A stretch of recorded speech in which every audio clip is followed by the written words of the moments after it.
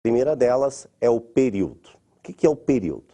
É o tempo gasto pelo corpo para ele efetuar uma volta completa. Então, o tempo que ele necessita para fazer uma volta completa, a gente chama de período.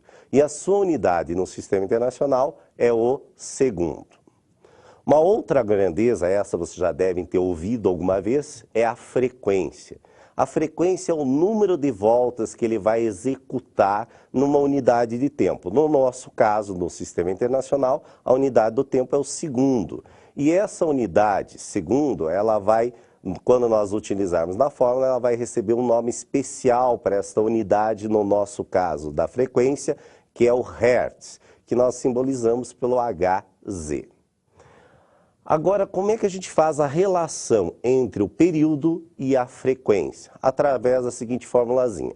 F, minúsculo, é igual a 1 sobre o período. O período nós simbolizamos pela letra T maiúscula. Lembre-se sempre ali para não confundir. A frequência é minúscula, o Fzinho, 1 sobre T. Daí vem a nossa unidade da frequência, que é 1 sobre o segundo, ou seja, o inverso do segundo, que é dado pelo Hertz. Vamos voltar àquela unidade que eu disse que é aquela grandeza nova, que é a velocidade tangencial escalar. Lembrando que velocidade é o espaço percorrido na unidade do tempo, e a trajetória circular no movimento MCU, definimos como velocidade tangencial considerando o espaço que uma volta completa na unidade do tempo.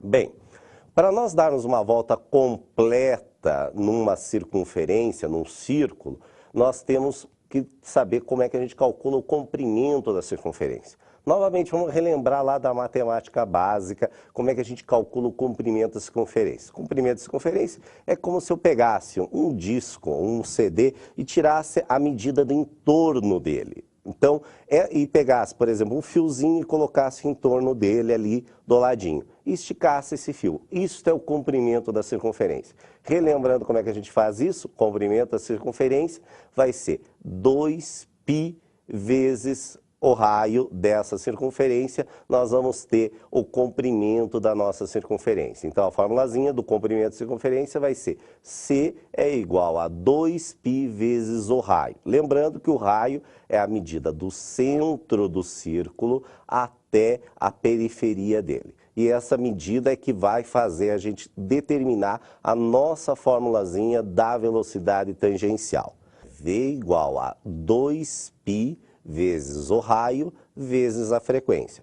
Pode ser dado com a frequência ou pode ser dado com o período, como V igual a 2π vezes o raio dividido pelo período. Você opta por qual for mais conveniente no nosso problema, que a gente vai resolvendo.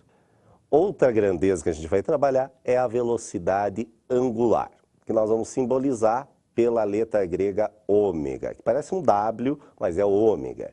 E ela vai ser dada pela variação do ângulo, que nós podemos dar como variação de φ, ΔΦ, dividido pela variação do tempo, ΔT, que no nosso caso vai ser o período, né? O período para ele dar uma volta completa.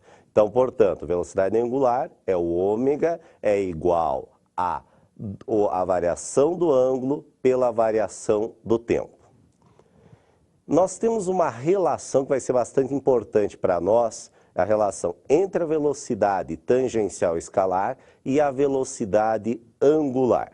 Essa relação é dada pela seguinte formulazinha. V, que é a velocidade tangencial, é igual a ômega vezes o raio. Relembrando, a velocidade escalar tangencial, dada em metros por segundo, ou em alguns casos também pode admitir-se em centímetros por segundo, e a velocidade angular, que será dada em radiano por segundo, e o R, que é o nosso raio, tem que combinar com a velocidade. Se é dado em centímetro, o raio vai dar em centímetros.